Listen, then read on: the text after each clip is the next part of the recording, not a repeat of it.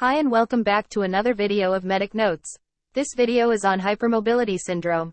Hypermobility syndromes are disorders of unknown etiology that cause musculoskeletal pain secondary to excessive mobility of joints.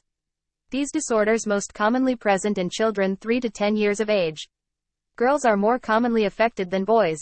There is a familial predisposition to hypermobility syndromes. Specific diseases causing hypermobility include Marfan syndrome, homocystinuria, Stickler syndrome, Ehlers-Danlos syndromes, osteogenesis imperfecta, Williams syndrome, and trisomy 21. Most children with hypermobility do not have an identifiable associated syndrome or disease.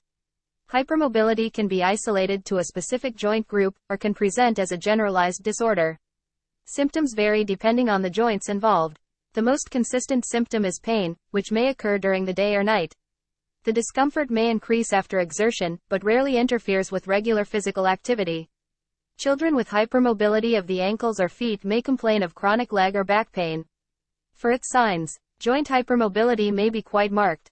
Range of motion may be exaggerated with excessive flexion or extension at the metacarpophalangeal joints, wrists, elbows, or knees, causing genu recurvatum. There may be excessive pronation of the ankles. Hypermobility of the foot is shown by the presence of a longitudinal arch of the foot that disappears with weight bearing, and may be associated with a shortened Achilles tendon. These findings are rarely associated with tenderness on examination. This picture shows hypermobility syndrome with a hyperextension of the knee. For investigations, no laboratory test abnormalities are apparent, and radiographs of affected joints are normal. The diagnosis of isolated hypermobility is made on the basis of physical examination, with demonstration of exaggerated mobility of a joint. Generalized hypermobility is diagnosed by the presence of sufficient criteria, and the absence of evidence of other underlying disorders.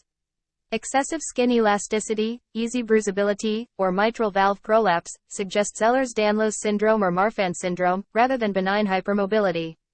This table shows the criteria for hypermobility. Brighton scale is a commonly used scale to diagnose hypermobility syndrome. 6 points or more will define hypermobility. First, able to touch thumb to volar forearm, 1 point each for left and right hand. Second, able to extend 5th MCP joint to 90 degrees, 1 point each for left and right. Third, hyperextension of elbow. Fourth, hyperextension of knee, and lastly, able to touch palms to floor with knees straight. For treatment, the treatment of hypermobility consists of reassurance and regular stretching, similar to treatment for other benign musculoskeletal disorders. NSAIDs can be administered as needed, but do not need to be prescribed on a regular basis. Arch supports can be helpful in children with symptomatic pes planus, but are not indicated in the absence of symptoms. Benign hypermobility tends to improve with increasing age, and is not associated with long-term complications. That's all for this video. Thank you.